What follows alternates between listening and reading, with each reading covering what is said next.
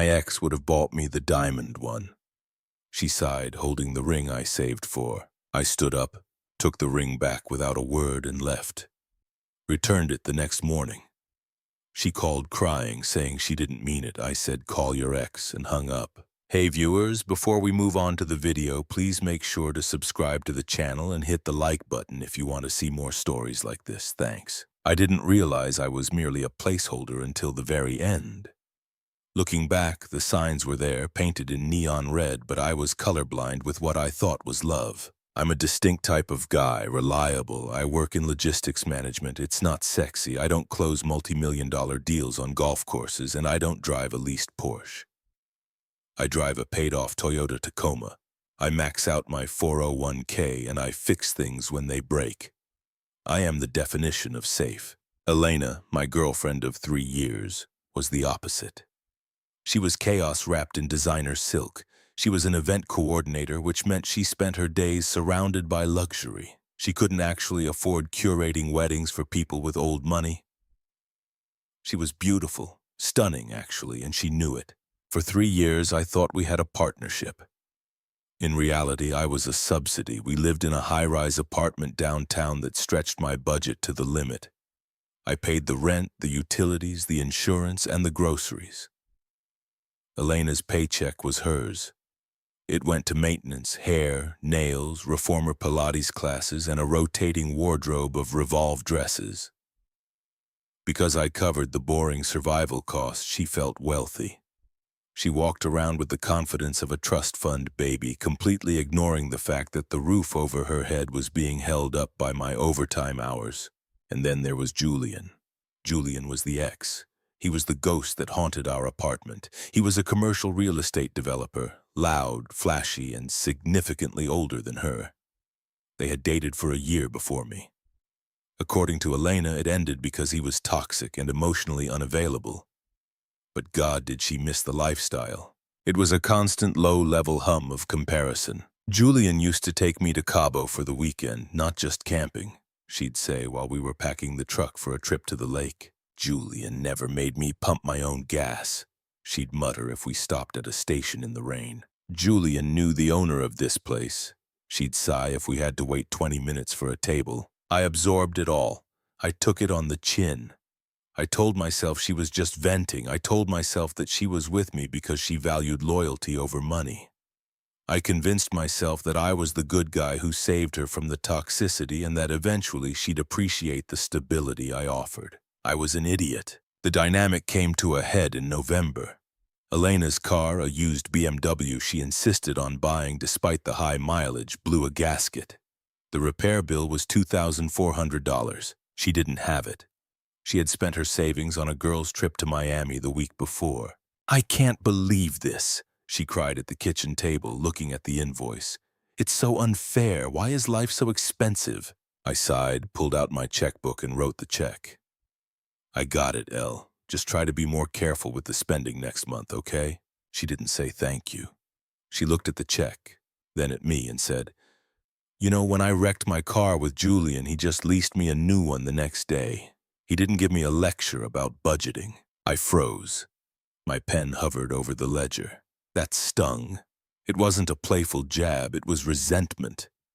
She resented me for solving her problem because I didn't solve it with the flair of a millionaire. "Julian isn't here, Elena," I said quietly. "I am."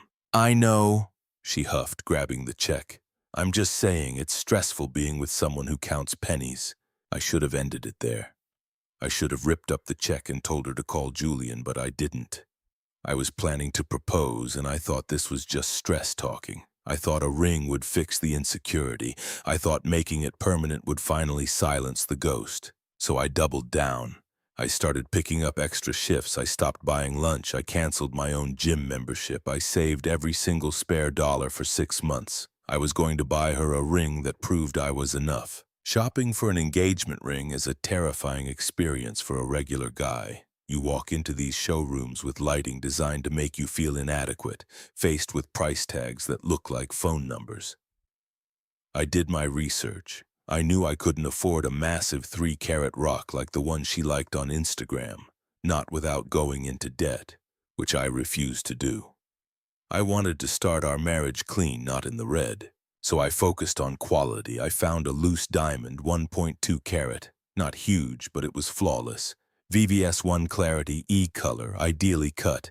It was a laser in the sunlight. It didn't just sparkle, it exploded. It was elegant, timeless, and it cost me $8,500. That was nearly all my liquid savings. I had it set in a custom platinum band. It was beautiful. It was a promise. I booked a table at the Obsidian, the most expensive steakhouse in the city.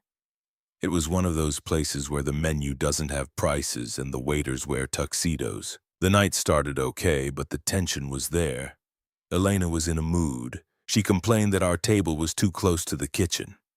She complained that the wine list didn't have the specific vintage she liked. Julian loved this Pinot from U18, she mentioned, swirling her glass. We drank 3 bottles of it the night he bought his penthouse. I gripped my fork. One more night, I told myself. After tonight, we move forward. I waited until dessert. I had scripted this whole speech about building a life together, about how much I loved her resilience, about our future. I reached into my jacket pocket. My heart was hammering against my ribs like a trapped bird. "Elena," I said, my voice slightly shaky. She looked up from her phone. She was actually scrolling Instagram while I was trying to propose. She saw my face, saw the box in my hand, and put the phone down. Her eyes went wide. "Oh my God," she whispered. I didn't do the speech. I just opened the velvet box and slid it across the white tablecloth. The diamond caught the low light of the restaurant. It danced. It was perfect. Elena stared at it. The silence stretched. 1 second, 2 seconds, 3. She didn't gasp. She didn't tear up. She didn't reach for my hand. She tilted her head to the side, examining it with a clinical cold detachment. "It's," she started, her voice trailing off. She looked up at me, a flicker of disappointment in her eyes. "It's a bit small, isn't it?" The air left my lungs. "What I mean," she laughed nervously, pushing the box slightly back toward me. "It's cute, really sweet, but I mean, look at my hand, babe. I have long fingers. This is going to look like a toy on me." I sat there frozen. The sounds of the restaurant, the clinking silverware, the jazz music, the chatter seemed to drop away into a muffled buzz. "It's a flawless cut, Elena," I managed to say. "I saved for 6 months for that stone." She rolled her eyes, a literal eye roll. I know, you work hard, it's just—" She sighed, a long, heavy exhale that sounded like she was tolerating a toddler's drawing. "Julian's fiancée just posted her ring yesterday. It's a 3-carat emerald cut. It's massive. I kind of thought you knew the standard. My ex would have bought me the diamond one. You know, not whatever this is." Something inside me snapped. It wasn't a loud snap. It wasn't a violent rage. It was a mechanical failure. The strut holding up my love for her just sheared off. The emotional labor, the financial support, the patience, the swallowing of my pride, it all collapsed in a single instant. I looked at her. Really looked at her. I didn't see the woman I loved anymore. I saw a bottomless pit. I saw a parasite who had been feeding on my stability while dreaming of another man's wallet. I saw someone who looked at a symbol of my absolute devotion and calculated its resale value. I became incredibly calm. The nervousness vanished. "You're right," I said. My voice was steady, deadly flat. Elena looked surprised. "I am?" "Yeah," I said. "You're absolutely right. You deserve the Julian experience. You deserve the 3-carat rock. You deserve the penthouse." She smiled, relief washing over her face. She thought she had won. She thought I was going to apologize and promise to upgrade it. "I knew you'd understand. I just want us to look good. You know, we can return this and maybe finance something bigger. I don't mind if we have to make payments." "No need for payments," I said. I reached out gently, took the velvet box from the table and snapped it shut. The sound was sharp, like a gunshot in the quiet dining room. I slid the box back into my inside jacket pocket. "Wait," she said, her smile faltering. "What are you doing?" I signaled the waiter for the check. "I'm fixing a mistake," I said. "Babe, don't be dramatic," she laughed, but there was panic in her eyes now.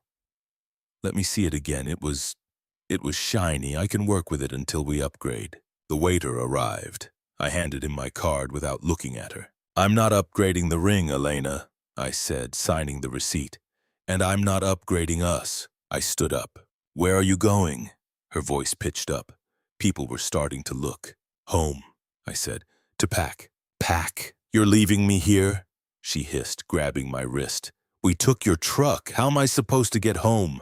I looked at her hand on my wrist, then up at her face. Call Julian, I said. I pulled my arm free, turned around, and walked out of the restaurant. I didn't look back.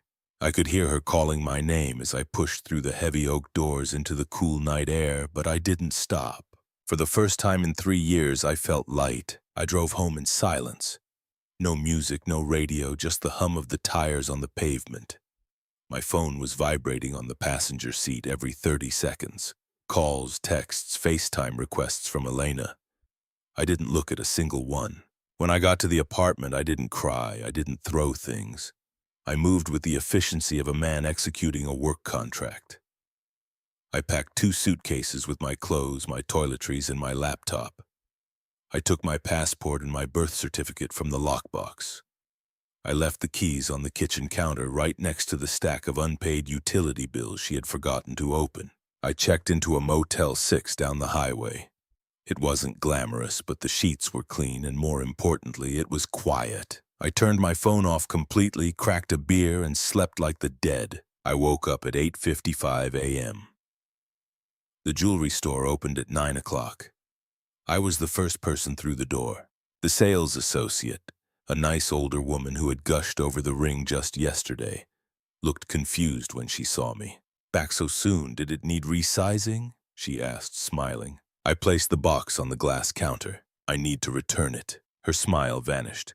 Oh, I'm so sorry. Did she say no? She said it was too small, I corrected. She said her ex would have bought the big one. The woman's face went through a journey, shock, pity, and then a hardened look of understanding. She nodded slowly. I see. Well, sir, I can process the return, but because it was a custom setting, there is a restocking fee. It's in the contract you signed. It's 15%. I did the math in my head. 15% of $8,500 was $1,275. That was a lot of money. That was a mortgage payment. That was a new set of tires. Do it, I said without hesitation. Are you sure? You could exchange it for store credit if... I don't want store credit, I interrupted gently. I want to be done. Just run the card. I watched her type it in. I lost $1,275 in less than 24 hours.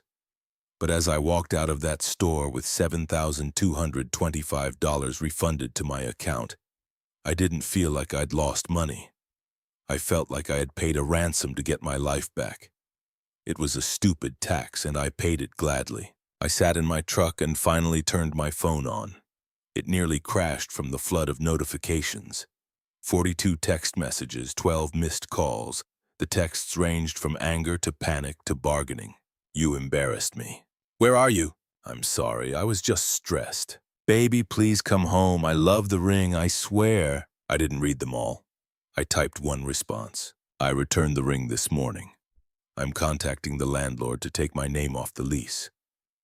You have 30 days before they evict you, or you can find a roommate. Do not contact me again. Her response was immediate. She must have been staring at the screen. You returned it? Are you insane? You threw away 3 years over one comment. You are so fragile. This is exactly why I compared you to him. Julian would never run away like a coward. I stared at the name Julian. She was still using him as a weapon even while the ship was sinking. I sent one last message. If Julian is so perfect, tell him you're single. I'm sure he's dying to pay your rent. Then I blocked her number. I blocked her on Instagram, Facebook, and LinkedIn. I blocked her friends. I went completely dark. The next few weeks were a masterclass in logistics. I waited until I knew she was at work to move the rest of my furniture out. And I mean my furniture. I paid for the couch. I took it. I paid for the 65 and OLED TV. I took it. I paid for the Dyson vacuum, the espresso machine, and the king-sized mattress. I took it all. When she came home that Tuesday, she walked into a hollow shell of an apartment. She had her clothes, her makeup, and her collection of empty wine bottles. Everything that made the place livable was in the back of a U-Haul headed to my new, smaller, cheaper apartment across town. The fallout was predictable. Since she couldn't reach me, she took to the internet. She posted vague, passive-aggressive quotes on her Instagram stories. Things like, "A real man handles a woman's emotions. He doesn't punish her for them." And "Trash takes itself out." Mutual friends sent me screenshots. I didn't respond. I didn't defend myself. I let her spin her narrative, but reality hits harder than an Instagram caption. Without my income, the subsidy was gone. Elena made $45,000 a year, but she lived like she made $150,000. The rent on the downtown apartment was $2,800. She couldn't even qualify for it alone. So she did exactly what I told her to do. She called Julian. I heard about it through the grapevine. Apparently, she spun him a soba story about how I was controlling and abusive, how I was intimidated by her past with him. And Julian, the ex she had idolized for 3 years, he didn't swoop in like a knight in shining armor. He didn't propose with a 3-carat rock. He invited her over at 11 p.m. on a Tuesday. Elena thought she had one. She posted a picture of the view from his penthouse balcony with the caption, "Back where I belong." But she didn't move in. A week passed, then 2. She was still living in our old apartment, frantically trying to sell her designer bags on Poshmark to make rent. Julian wasn't paying her bills. Julian wasn't leasing her a BMW. Julian was using her. It turns out the ex enjoyed having his ego stroked. He liked having a beautiful woman come over whenever he snapped his fingers, but he didn't take her to Cabo. He didn't take her to 5-star dinners. He ordered Uber Eats and sent her home in the morning because he had an early meeting. She was no longer the girlfriend. She was the late-night option. Meanwhile, my life was undergoing a silent renaissance. I looked at my bank account at the end of the month. For the first time in 3 years, the number had gone up significantly. I hadn't paid for her Sephora hauls. I hadn't paid for her brunch tabs. I hadn't paid $200 for a date night where I got critiqued for my choice of tie. I had an extra $3,000 sitting there. I felt a strange sensation in my chest. It wasn't heartbreak, it was peace. I started going to the gym again. I reconnected with the friends Elena had isolated me from because she found them uncultured. I bought a new set of tires for my truck, all-terrain, top of the line, and didn't have to ask anyone for permission or justify the cost. I was thriving. Elena was drowning. 3 months post-breakup, the cracks in her facade shattered. I was at a hardware store on a Saturday morning buying paint for my new place when I ran into Mike, a guy who used to be in our circle. "Dude," Mike said, looking uncomfortable. "Have you heard about Elena?" "No," I said, grabbing a gallon of slate gray, "and I don't want to." "She got evicted," Mike whispered, leaning in. "Last week, sheriff came and everything. She tried to move in with Julian, but Julian has a new girlfriend, some 22-year-old model. He wouldn't even let Elena pass the lobby concierge." I paused. I felt a phantom twinge of sympathy, but it was quickly replaced by the memory of her face at the restaurant, looking at my ring like it was a piece of trash. "That's tough," I said, putting the pain in my cart. "She's staying with her mom in the suburbs," Mike continued. "She's been asking about you. She says she made a huge mistake." "She didn't make a mistake, Mike," I said, looking him in the eye. "She made a trade. It just didn't pay out." I walked to the checkout. I thought that was the end of it. But desperation is a powerful fuel. She wasn't done yet. She was about to crash my reality one last time. The silence didn't last. It never does with people who view relationships as safety nets. About 4 months after the breakup, the digital dam broke. Since I had blocked her number in social media, she found the one crack in the wall, my work email. It started on a Tuesday morning. I saw a notification from a sender I didn't recognize, but the subject line gave it away, "Just thinking about you." I opened it. "Hey, I know you blocked me, I get it. I just wanted to say that I'm sorry for how things ended. I've been doing a lot of thinking. Living back at my mom's has been humbling. I realized that I took the boring days for granted. Julian is, well, you were right. He's not who I thought he was. I miss my best friend. Can we just get coffee? No pressure." I didn't reply. I moved it to the trash. 2 days later, another email. My car broke down again. The mechanic is quoting me $1,800. I don't know who else to ask. You always knew how to talk to these guys, so they didn't rip us off. I'm scared, Opie. I feel like everything is falling apart. I read that one twice. It wasn't a plea for love, it was a plea for competence. She wasn't missing me. She was missing the infrastructure I provided. She missed the guy who checked her tire pressure. She missed the guy who handled the taxes. She missed the guy who stood between her and the harsh, expensive reality of the world. When she was with me, her life was on autopilot. I was the pilot. Now that she had parachuted out of the plane, she was realizing that gravity is unforgiving. I deleted that email too. But the desperation escalated. She started showing up in places she knew I frequented. First, it was the grocery store near my old apartment. I saw her in the produce aisle. She was wearing sweatpants, hair in a messy bun. Not the cute messy she used to curate for Instagram, but actually messy. She looked tired. The glow was gone. The maintenance money, the Botox, the facials, the high-end hair color had clearly dried up. I abandoned my card and walked out the back exit before she saw me. A week later, she was parked outside my gym. I saw her BMW still broken, judging by the sound it made idling, sitting near the entrance. She was watching the door. I turned my truck around and went to a different gym across town. I wasn't hiding because I was afraid. I was hiding because I knew that if I spoke to her, I would have to look at the wreckage of a person I once loved. And I didn't want to give her the satisfaction of my pity. I was focusing on my own upgrade. I had started dating again casually, a woman named Sarah. She was a nurse. She drove a Honda Civic, paid her own bills, and when I took her to a nice dinner, she tried to split the check. When I paid, she actually said, "Thank you." It was refreshing. It was normal. It made me realize how twisted my reality had become with Elena. But I knew the confrontation was inevitable. Elena was running out of options, and when people like her hit the bottom, they don't climb. They try to drag someone else down to cushion the fall. It happened on a Friday evening. I was at a semi-formal mixer for a friend's marketing firm. It was held at a rooftop bar downtown, ironically overlooking the restaurant where I had tried to propose. I was wearing a new suit. I looked good. I felt good. Sarah was on my arm wearing a simple black dress, laughing at a joke my boss had made. Then I felt a hand on my bicep. The grip was tight, desperate. I turned around. It was Elena. She must have seen my location on a mutual friend's social media post and crashed the event. She was wearing the same dress she wore to her cousin's wedding 2 years ago, but it fit differently now, looser. She looked gaunt. Her eyes were wide and frantic. "Can we talk?" she demanded. Her voice was too loud for the setting. Sarah looked at her, then at me.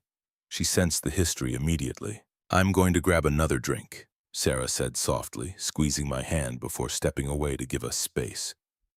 That was class. I looked at Elena.